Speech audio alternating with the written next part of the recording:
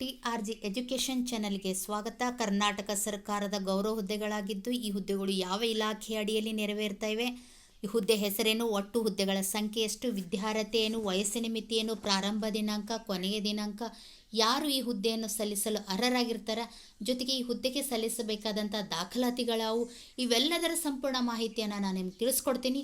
Video skip ಮಾಡದೆ ನೋಡಿ. ಒಂದು ವೇಳೆ ಈ ವಿಡಿಯೋ ಇಷ್ಟವಾಯ್ತಂದ್ರೆ ಲೈಕ್ ಮಾಡಿರಿ, ಶೇರ್ ಮಾಡಿರಿ, ಸಬ್ಸ್ಕ್ರೈಬ್ ಆಗಿ. ಹುದ್ದೆ ಹೆಸರು ಅಂಗನವಾಡಿ ಕಾರ್ಯಕರ್ತೆ ಮತ್ತು ಸಹಾಯಕಿಯರ ನೇಮಕಾತಿ 2024 ಅಂತ ನಾವಿಲ್ಲಿ ಹೇಳ್ಬೋದು. ಒಟ್ಟು ಹುದ್ದೆಗಳ ಸಂಖ್ಯೆ 141 ಹುದ್ದೆಗಳು. ಪೋಸ್ಟ್ ದಿನಾಂಕ 13/8/2024. ಯಾವ ಇಲಾಖೆ ಅಡಿಯಲ್ಲಿ ಅಂತಂದಾಗ ಮಹಿಳಾ ಮತ್ತು ಮಕ್ಕಳ ಅಭಿವೃದ್ಧಿ ಇಲಾಖೆ ಅಡಿಯಲ್ಲಿ ಈ ಹುದ್ದೆಗಳು ನಡೀತಾ ಇದೆ, ನೆರವೇರ್ತಾ ಇದೆ, ಪ್ರಕ್ರಿಯೆ ನೆರವೇರ್ತಾ ಇದೆ. ಯಾವ ಜಿಲ್ಲೆ? ಬಳ್ಳಾರಿ ಜಿಲ್ಲೆಯ ಎಲ್ಲ ಶಿಶು ಅಭಿವೃದ್ಧಿ ಯೋಜನೆಗಳಲ್ಲಿ ಖಾಲಿ ಇರುವ ಕಾರ್ಯಕರ್ತೆ ಹುದ್ದೆಗಳು ಹಾಗೂ ಸಹಾಯಕಿಯರ ಹುದ್ದೆಗಳು ಭರ್ತಿ ಮಾಡಲು ನೇಮಕ ಅಧಿಸೂಚನೆಯನ್ನು ಬಿಡುಗಡೆ ಮಾಡಿದೆ. ಒಟ್ಟಾರೆ 141 ಹುದ್ದೆಗಳವ.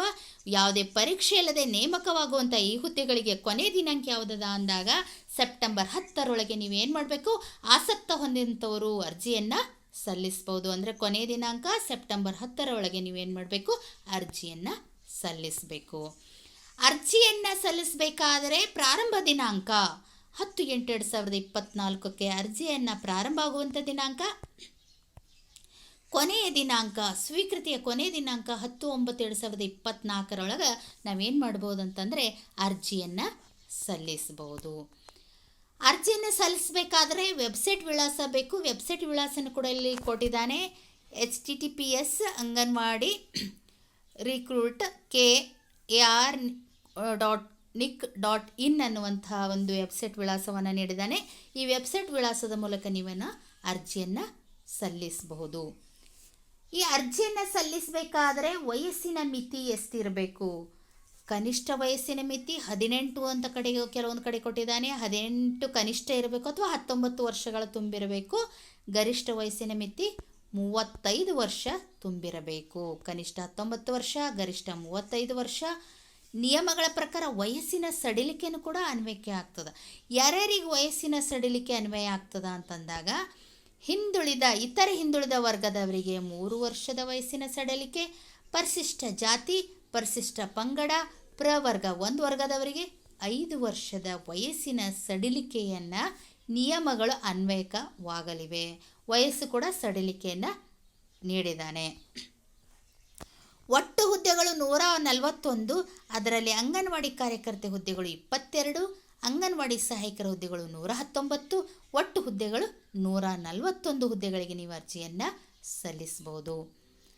ಅಂಗನವಾಡಿ ಸಹಾಯಕಿಯಾಗಿರ್ಬೋದು, ಅಂಗನವಾಡಿ ಕಾರ್ಯಕರ್ತೆ ಹುದ್ದೆಗಳಿಗೆ ವಿದ್ಯಾರ್ಥಿ ಏನು ಬೇಕಾಗ್ತದೆ ಅಂತಂದಾಗ ಅಂಗನವಾಡಿ ಕಾರ್ಯಕರ್ತೆ ಹುದ್ದೆಗೆ ವಿದ್ಯಾರ್ಥಿ 12ನೇ ತರಗತಿ ಪಾಸ್ ಆಗಿರಬೇಕು. 12ನೇ ತರಗತಿಯಲ್ಲಿ ಪಾಸ್ ಆಗಿರಬೇಕು. 10ನೇ ತರಗತಿಯಲ್ಲಿ ಅಂದರೆ SSLCಯಲ್ಲಿ ಕನ್ನಡ ಭಾಷೆ ಪ್ರಥಮ ಅಥವಾ ದ್ವಿತೀಯ ಭಾಷೆಯಾಗಿ ಇರಬೇಕಾಗುತ್ತೆ. ಕನ್ನಡ ಭಾಷೆ ಪ್ರಥಮ ಅಥವಾ ದ್ವಿತೀಯ ಭಾಷೆ ಇದ್ದಾಗ ಮಾತ್ರ ಅಲ್ಲಿ ನಮ್ಗೆ ಅರ್ಜಿಯನ್ನು ಸಲ್ಲಿಸ್ಲಿಕ್ಕೆ ಸಾಧ್ಯ ಆಗ್ತದೆ. ಒಂದು ವೇಳೆ ನಾವು ಬೇರೆ ರಾಜ್ಯದಲ್ಲಿ ಅಧ್ಯಯನ ಮಾಡಿದ್ರೂ ಕೂಡ ಅಲ್ಲಿರುವಂತಹ SSLC ಅಂಕಪಟ್ಟಿಗೂ ಇಲ್ಲಿರುವಂಥ SSLC ಅಂಕಪಟ್ಟಿಯಲ್ಲಿರುವಂತಹ ವ್ಯತ್ಯಾಸವನ್ನು ಗಣನಿಸಿ ಕರ್ನಾಟಕದಲ್ಲಿ ಕಲಿತಂತಹ ಅಂಕಪಟ್ಟಿಯನ್ನು ಗಣನೆಗೆ ಮಾಡ್ಕೊಂಡು ಏನು ಮಾಡ್ತಾರೆ ಅಂತಂದರೆ ಆಯ್ಕೆ ಮಾಡ್ಕೊಳ್ತಾರೆ ಅಂತ ಹೇಳ್ಬೋದು. ಡಿಪ್ಲೊಮಾ ECCE ತತ್ಸಮಾನ ಶಿಕ್ಷಣ ಪಾಸಾಗಿರಬೇಕು. ತತ್ಸಮಾನ ಅಂತಂದರೆ 10ನೇ ತರಗತಿಗೆ ಸಮ ಆಗಿರಬೇಕು, ಸಮ ಅಂತ ಅರ್ಥ. ಡಿಪ್ಲೊಮಾ ECCE ಇವೆಲ್ಲವೂ JOC ಪೋಸ್ಟ್ಗಳಿಗೂ ಕೂಡ ನಾವು ಪಡೆದಿರಬೇಕು. ಅಂದಾಗ ಮಾತ್ರ ನಾವು ಅಂಗನವಾಡಿ ಕಾರ್ಯಕರ್ತೆ ಹುದ್ದೆಗೆ ಅರ್ಜಿಯನ್ನು ಹಾಕ್ಲಿಕ್ಕೆ ಅರ್ಹರಾಗ್ತೀವಿ. ಅಂಗನವಾಡಿ ಸಹಾಯಕ ಹುದ್ದೆಗೆ ವಿದ್ಯಾರ್ಥಿ 10ನೇ ತರಗತಿ ಪಾಸ್ ಆಗಿರಬೇಕು ಅಥವಾ ತತ್ಸಮಾನ ಶಿಕ್ಷಣ ಪಾಸಾಗಿರಬೇಕು. ಕನ್ನಡ ಭಾಷೆನ ಪ್ರಥಮ ಅಥವಾ ದ್ವಿತೀಯ ಭಾಷೆನಾಗಿ ಕಂಪಲ್ಸರಿ ನಾವು ಪಡ್ಕೊಂಡಿರಬೇಕಾಗ್ತದೆ. ಬೇರೆ ರಾಜ್ಯದಲ್ಲಿ ಕಲಿತರೂ ಕೂಡ ಆ ಕನ್ನಡ ಭಾಷೆ ಮಾತ್ರ ಪ್ರಥಮ ಅಥವಾ ದ್ವಿತೀಯ ಭಾಷೆ ಆಗಿರಲೇಬೇಕು. ಒಂದು ವೇಳೆ ಎರಡು ಸೇಮ್ ಅಂತ ಅನಿಸಿದಾಗ ವಯಸ್ಸಿನ ಹಿರಿತನದಲ್ಲಿ ಯಾರಿರ್ತಾರ ಆ ವಯಸ್ಸಿನ ಹಿರಿತನದಲ್ಲಿ ಬಿಟ್ಟು ಮತ್ತೆ ವಿಧವೆ ಪ್ರಮಾಣ ಪತ್ರವನ್ನು ಯಾರು ಅಂಟಿಸ್ತಾರ, ಲಗತ್ತಿಸ್ತಾರ ಅವರಿಗೆ ಕೂಡ ನಾವು ಮೊದಲ ಆದ್ಯತೆಯನ್ನು ನೀಡುತ್ತಾರೆ. ವಿಧವೆಗೆ 5 ಅಂಕಗಳ ಬೋನಸನ್ನು ಕೂಡ ನೀಡಲಾಗಿದೆ. ಅಂಗವಿಕಲತೆಗೆ 5 ಬೋನಸ್ ಅಂಕಗಳನ್ನು ನೀಡಲಾಗಿದೆ. ಅಂಗವಿಕಲರು ಕೂಡ ಅಂಗವಿಕಲರು ಸಮಕ್ಷಮ ಪ್ರಾಧಿಕಾರದಿಂದ ಪ್ರಮಾಣ ಪತ್ರವನ್ನು ಕೂಡ ಲಗತ್ತಿಸಬೇಕಾಗ್ತದೆ ರೀ ಅಂಗವಿಕಲರು.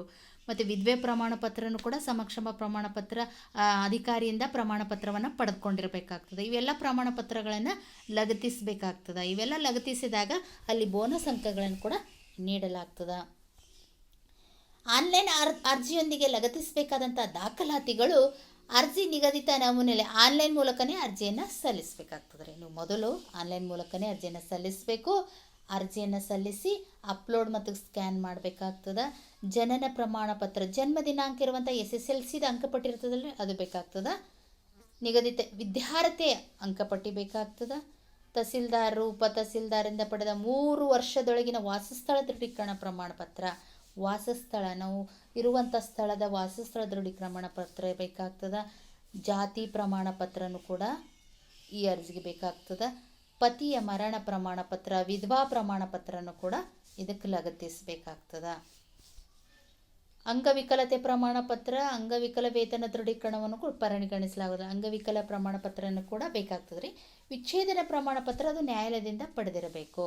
ವಿಚ್ಛೇದನ ಪ್ರಮಾಣ ಪತ್ರ ಕರ್ನಾಟಕ ರಾಜ್ಯ ಮಹಿಳಾ ಅಭಿವೃದ್ಧಿ ನಿಗಮದ ವತಿಯಿಂದ ನಡೆಸಲ್ಪಟ್ಟಂತಹ ಮಾಜಿ ದೇವದಾಸಿಯರ ಸಮೀಕ್ಷೆಯ ಪಟ್ಟಿಯಲ್ಲಿರುವ ಮಾಜಿ ದೇವದಾಸಿಯ ಮಕ್ಕಳು ಅಂತ ಇರ್ತಾರ, ಅವ್ರದ್ದು ಮಹಿಳಾ ಅಭಿವೃದ್ಧಿ ನಿಗಮದ ಅಧಿಕಾರಿಯಿಂದ ಪಡೆದ ಪ್ರಮಾಣ ಪತ್ರ ಬೇಕು. ಮಾಜಿ ದೇವದಾಸಿಯ ಮಕ್ಕಳು ಇದ್ವಿ ನಾವು ಅಂಥೇಳಿ ಮಹಿಳಾ ಅಭಿವೃದ್ಧಿ ನಿಗಮದ ಅಧಿಕಾರಿಯಿಂದ ಪಡೆದ ಪ್ರಮಾಣ ಪತ್ರನೂ ಕೂಡ ಲಗತ್ತಿಸಬೇಕು. ಅಂಥವ್ರು ಕೂಡ ಅರ್ಜಿಯನ್ನು ಹಾಕ್ಲಕ್ಕೆ ಬರ್ತಾರೆ. ಇಲಾಖೆಯ ಸುಧಾರಣಾ ಸಂಸ್ಥೆಯಲ್ಲಿ 3 ವರ್ಷ ಸಂಸ್ಥೆಯಲ್ಲಿ ಕೆಲಸ ಮಾಡಿರಬೇಕು. ಮಹಿಳಾ ಮತ್ತು ಮಕ್ಕಳ ಅಭಿವೃದ್ಧಿ ಇಲಾಖೆ ಅಧಿಕಾರಿಗಳಿಂದ ಪ್ರಮಾಣ ಪತ್ರವನ್ನು ಪಡೆದಿರಬೇಕಾಗ್ತದೆ. ಅಂದಾಗ ಮಾತ್ರ ಅಂಥವರು ಕೂಡ ಅರ್ಜಿಯನ್ನು ಸಲ್ಲಿಸ್ಬೋದು. ಯೋಜನಾ ನಿರಾಶ್ರಿತರ ಬಗ್ಗೆ ತಹಸೀಲ್ದಾರಿಂದ ಪಡೆದ ಪ್ರಮಾಣ ಪತ್ರ ಕೂಡ ಬೇಕಾಗ್ತದೆ. ಆಧಾರ್ ಕಾರ್ಡ್, ಮತದಾರ ಗುರುತಿನ ಚೀಟಿ, ರೇಷನ್ ಕಾರ್ಡ್, ಶಿಶು ಅಭಿವೃದ್ಧಿ ಯೋಜನಾಧಿಕಾರಿಯಿಂದ ಪಡೆದ ದೃಢೀಕರಣ ಪತ್ರ ಬೇಕು. ಇವೆಲ್ಲ ಪತ್ರಗಳನ್ನು ದಾಖಲಾತಿಗಳನ್ನು ಪತ್ರಾಂಕಿತ ಅಧಿಕಾರಿಗಳಿಂದ ದೃಢೀಕರಣ ಮಾಡಿಸಿ ಸಲ್ಲಿಸಬೇಕು. ಅಧಿಕಾರಿಗಳಿಂದ ದೃಢೀಕರಣ ಮಾಡಿ ಇವೆಲ್ಲವೂ ಲಗತ್ತುಗಳನ್ನು ಅಂದರೆ ದಾಖಲಾತಿಗಳನ್ನು ಲಗತ್ತಿಸಬೇಕು ಅಂತ ನಾವಿಲ್ಲಿ ಹೇಳ್ಬೋದು. ಇಷ್ಟನ್ನು ಹೇಳಿ ನನ್ನ ಕ್ಲಾಸನ್ನು ಮುಗಿಸ್ತೀನಿ. ಧನ್ಯವಾದ.